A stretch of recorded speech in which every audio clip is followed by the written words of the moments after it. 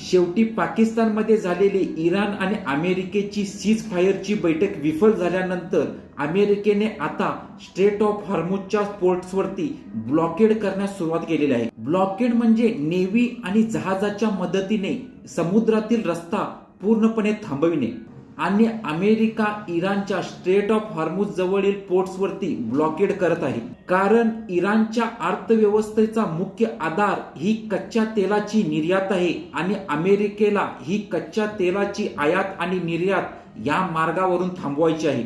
पण तुम्हाला वाटेल या सगळ्याचा आपल्या देशाशी काय संबंध, तर याचा संबंध थेट आपल्या खिशाशी आहे, कारण भारताचं 80% कच्च्या तेलाची आयात याच मार्गावरून होते आणि हा मार्ग जर अमेरिकेने पूर्णपणे बंद केला तर भारतामध्ये तेलाच्या किमती वाढू शकतात आणि तेलाच्या किमती वाढल्या तर वाहतूक मागेल आणि यामुळे सर्वच वस्तू महाग होतील।